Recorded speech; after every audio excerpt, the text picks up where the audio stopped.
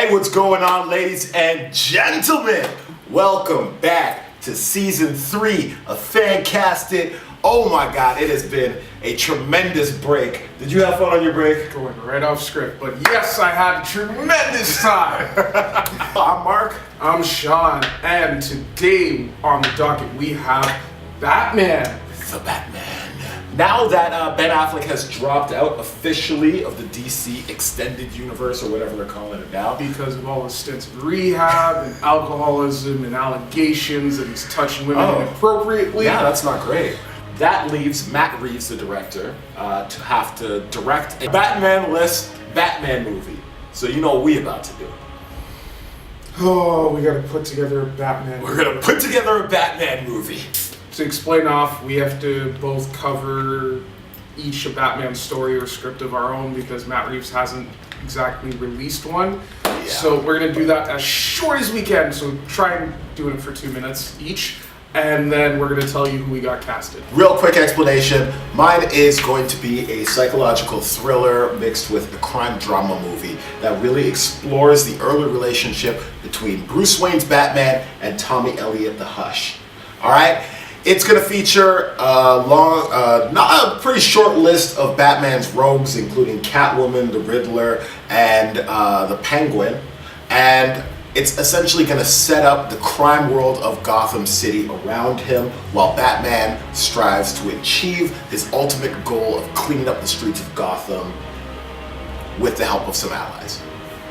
Cool. Alright, my story is pretty much the same, except it involves the Penguin's rise to power through drugs and money, and then eventually going clean into the world of politics and becoming the mayor of Gotham, while Bruce Wayne is still trying to figure out how to be Batman, keep his double identity a secret, while navigating with Alfred and all these other characters, including a new captain in the GCPD, and as well as a rogue cop who is both on the good and bad side of the law, mixed in with his best friend who's been traumatized by all otherworldly events, and a woman who loves him dearly, but at the same time is a bad mother. Shut your mouth. There you go. All right. So, it looks like you got like a political origin stories angle going, while I have more of a crime drama angle. Okay, sounds good. What are we putting in the movie? Okay, so first off, we had to start off with a list of both good and bad characters and who we'd want to see in a movie so that there could be other characters added for a sequel. And when we started thinking about this, we had initially thought it has to be around the original timeline for Batman starting. Yeah. So Bruce Wayne's origin. That's correct. We're going to skip the whole mommy and daddy bang bang thing with chill. And we're gonna go straight into the story. 25 years later, Bruce Wayne is much older, still young though in that aspect where he's starting off first as Batman, and he's absolutely. We wanted to do a origin story for Batman without it being an origin story for Bruce Wayne. There you go. So, what we want to do is we want to give a seasoned Bruce Wayne where he's focused, he's in his energy, you know he's the Batman. This is almost like Batman 1989 where we start off and he's already into it. But we don't want to give you old seasoned Batman like Ben Affleck or the Batman Beyond pitch that's been going around the internet. We're going straight into it. So, all right. You start off with your first choice. All right. Well, the first choice and our first character, we're looking at Harvey Bullock. Harvey Bullock is a character that has thankfully been brought more to the forefront from TV shows like Gotham, and I really actually, for a show that I do not like, love their explanation of his character. Alright, so for this, I wanted to choose somebody who's a big name actor and somebody who's been involved in a wide variety of movies. So I decided to go with Wesley Snipes. Wesley Snipes, as you probably know best for movies like Blade and the Blade trilogy, but I know him best from his dramatic chops in movies like Jungle Fever, Mo Better Blues, White Men Can't Jump, and action movies like Demolition Man. All right? He is a ridiculously talented actor that has been cast aside by the Hollywood system, and I think that he would be great as somebody who can play somebody who's on both sides of the law. I thought it was because he was in prison. That too. He's kind of a badass. Yeah. I don't know what to tell you. he's somebody who can balance out the idea of being a part of a community. When I think about Gotham City streets and the way that the big rich bureaucrats kind of run the city from above while it crumbles from below, I think of somebody like Wesley Snipes, who has just this, every single time he takes on a role, it really is about the heart of the community, whether it be New Jack City or whether it be a movie like Brooklyn's Finest.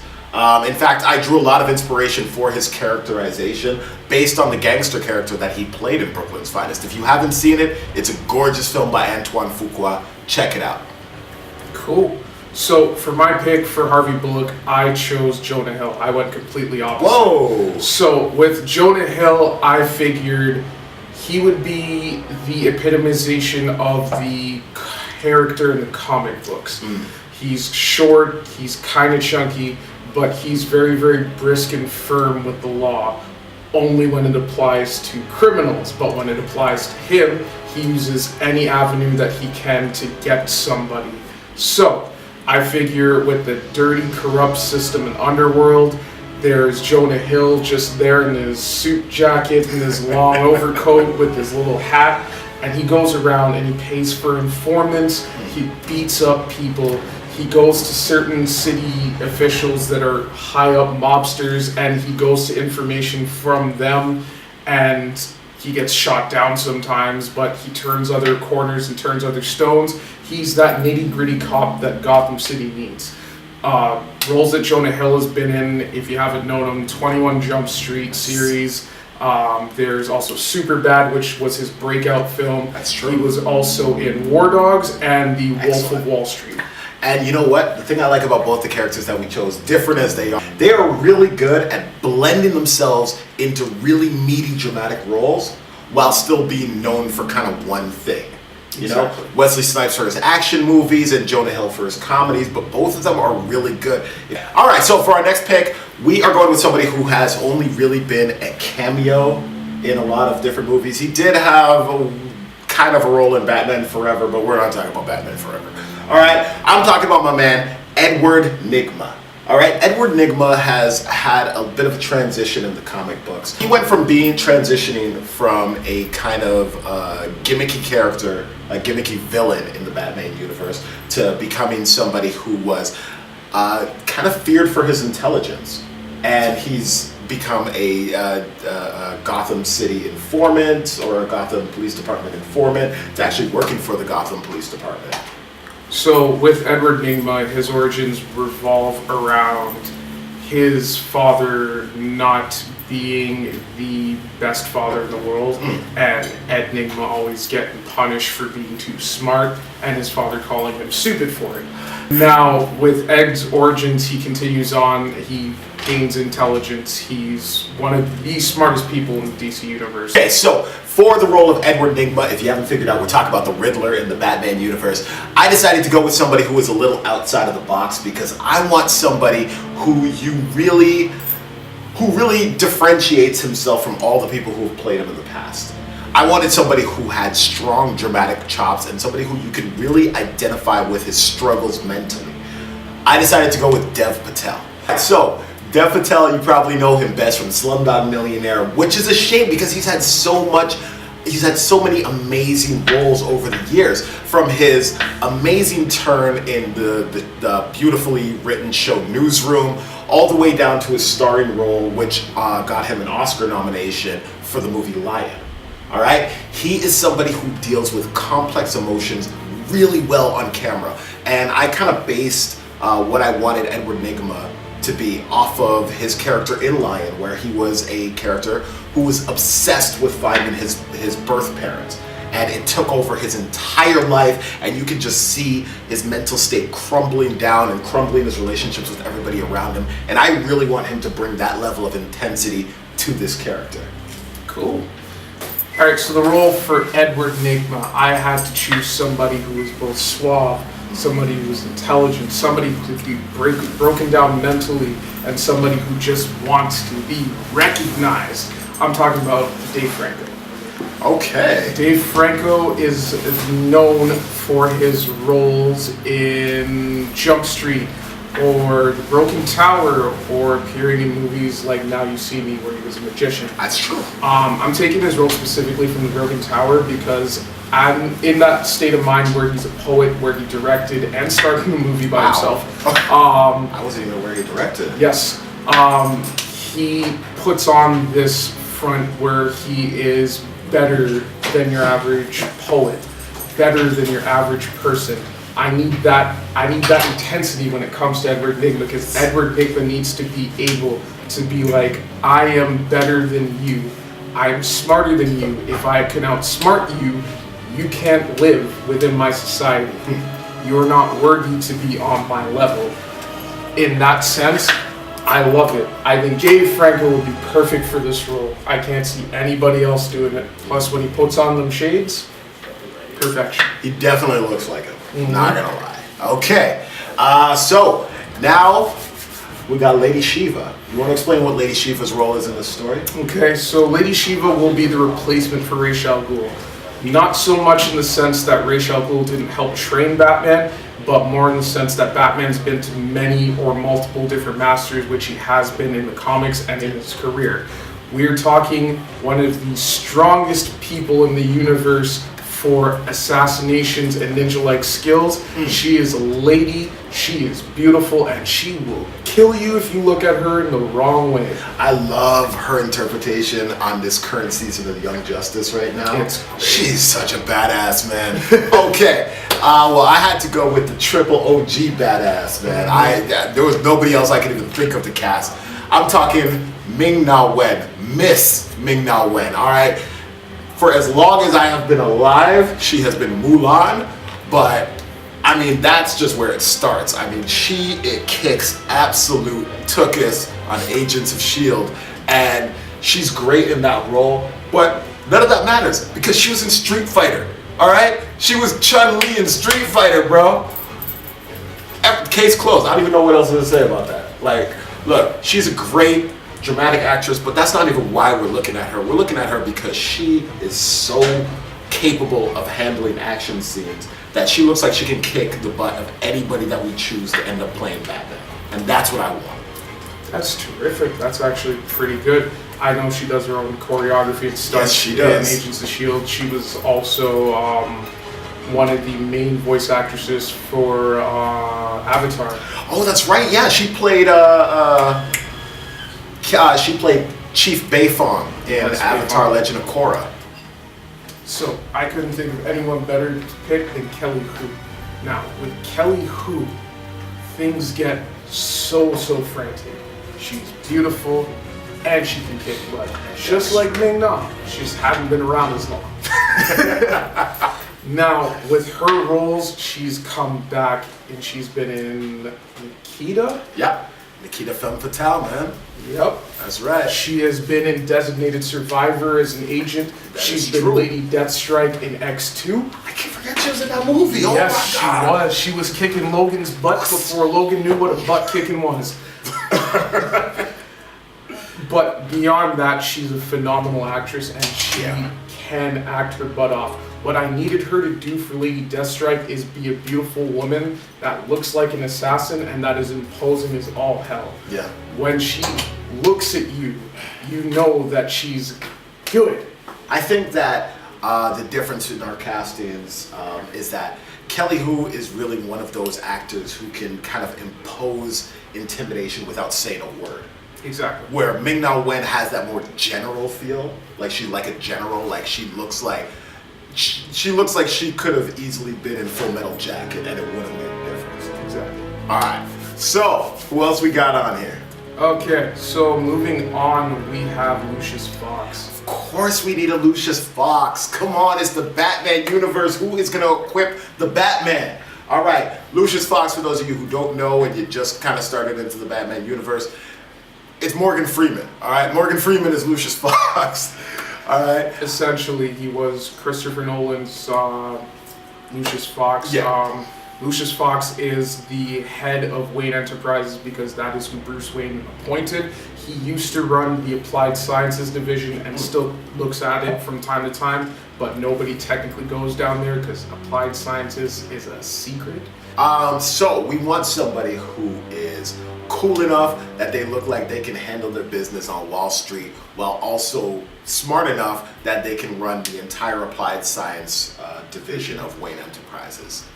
Who are we looking at? Well, number one for me is I gotta go with somebody who kind of introduced me to what the new cool is, and that is Delroy Lindo. All right, most of you guys probably don't even know who he is. He's a very underrated actor.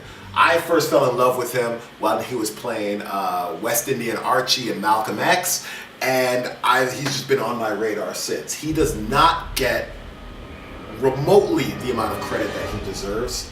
He has had amazing roles in the film industry. He's been in Romeo Must Die, Malcolm X, Get Shorty, Ransom, and This Is Us, which is on TV right now. That's right. Yeah, he was also in This Christmas if you're black and you watch the show. He's just cool. He's sharp. He's witty. He's got a really cool Jamaican accent, which I think would bring a whole lot of diversity to the Batman universe. He's got a deep, imposing voice too. Yes, he does.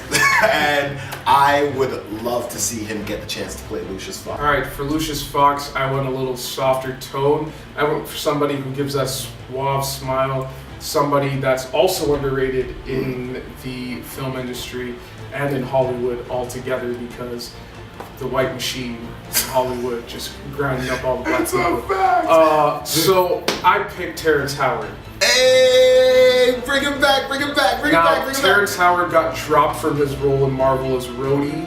Yeah. If you notice, it's Don Cheadle now. He had great roles in Hustle and Flow, which was nominated for multiple Oscars. Yeah. You had him also in Crash, which was also nominated for multiple Oscars. Less deserving. you don't have to do that. You don't have to do that. No, but he was also in He was also in The Butler. He was in Ray, and now he's acting on Empire. That's right. The show on Stars. Fox. Is it Fox? Okay, sorry, Fox. I thought it was Stars. Yeah, no, it's primarily Black Channel. No, Stars is Power. It's Power, right? Okay. Empire is on Fox, and it's actually one of Fox's most watched television series. It's actually one of the most watched television series. It's one of the most right now. popular. Yeah, on the air right now. I feel like this should go to him. I mean, he's tall. He looks like he could fit the role really well as a starting off Lucius Fox, exactly. And because he's just been so downcasted, he's a great actor. The problem is that he doesn't get enough roles. I don't know why he's been blackballed from the industry. Maybe I need to search that up more. Yeah. But I just think he deserves a role. I think he deserves a second chance. Agreed. Why not Lucius Fox? He's such a ridiculously diverse actor. Like, he really just kind of fits into any role really well. And we didn't even talk about half of the things that he's been in. Like, now that it's like all coming back to me, it's insane how many movies this man has been in, and he just doesn't get the respect he deserves. But anyways, Marvel, y'all messed up. I love Don Cheadle as much as the next guy, but y'all really messed up on that one. Hire Terrence Howard. All right, next up, we gotta have the love. Love interest. Love interest. All we gotta have the movies. love. We have to have a love interest where she will eventually disappear out of Bruce Wayne's life, because that is the epitome love story of Batman. That's the reverse. That is true. Y'all ever noticed that Batman has never had a love interest last more than a movie? Except that weird? For love interest for the movie, we're thinking has to be a femme fatale, has to be a woman that can handle her own, has to be a woman that can entrap Bruce Wayne in her snare, but also be that kind person where she can learn to let go. And at the same time, it has to be somebody who can connect to Bruce Wayne on an intellectual and emotional and professional level.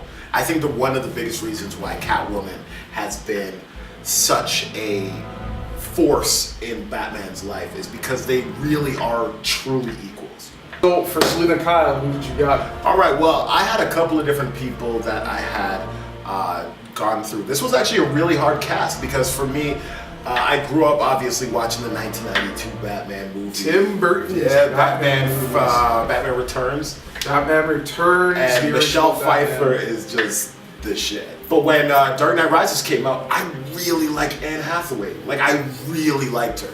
So I wanted somebody who was kind of a mix between those two, while still being able to lay the groundwork for her own character. I decided to go with a newer actor, Natalie Dormer. All right, Natalie Dormer, you probably best know for her small role in the Hunger Games series, but you probably best know her from Game of Thrones. Well, she's been in quite a bit, actually. She's been in Captain America, Rush, both Hunger Games movies, Yeah. The Two Doors, Elementary, and Game of Thrones. Good God. Yeah, she's that one actress that just seems to shine whenever she's on set, you know? Yeah, and she has a really good way of drawing people's attention to her naturally. This is a character that's supposed to be a femme fatale type, but it's also supposed to be a character who's a temptress. You know, she plays around with her sexuality in order to get where she needs to go. And I don't mean that disrespectfully, I just mean that literally she does play up that angle, almost to the point where people underestimate her, and then it's too late, and she whips them. All right? Natalie Dormer would be amazing for somebody like that. Who do you got? Okay, so for Selena Kyle, I went outside the white girl spectrum. And I chose Maggie Q. Oh, nice. Yes. Now, I needed somebody who could still kick butt, still look beautiful, and be a femme fatale at the same time. Now, with Natalie Dormer, she's been in a lot and she gets followed around like a camera image. Yes. Like, I wanted somebody that fit that description at the same time, because I need my Catwoman to be noticed as the center of the room when anybody sees her walk in. So I picked Maggie Q. Now, with Maggie Q, if you haven't known her in any films, Mission Impossible, Live Free or Die Hard, the Divergent series. She's also been in Nikita and in Designated Survivor, and she was Wonder Woman's voice actor in Young Justice. Yes, that's where I know her. Her voice is amazing. Yes. Yeah. Okay, so now, with her just being that physical, imposing thing in the room, that's not played up as much because she's very, very much smaller than most actresses that you would see, but she can still handle her own, which is what I need. I need somebody that's not afraid to go on set, get their hands dirty, and get some butt kicking in. I need some choreography. I need to see her swing a kick at somebody's face. I need to see a cat claw take out an eye or something like that. Good God. I need to see physical dominance over a weak-ass male that thinks she's weak, and she just comes out swinging for the fences. I'm not mad at that. Okay. Well, I really hope your Batman is tall, because she is tall. Oh, don't worry about it. It is. Don't worry. Okay, I love it. All right, now,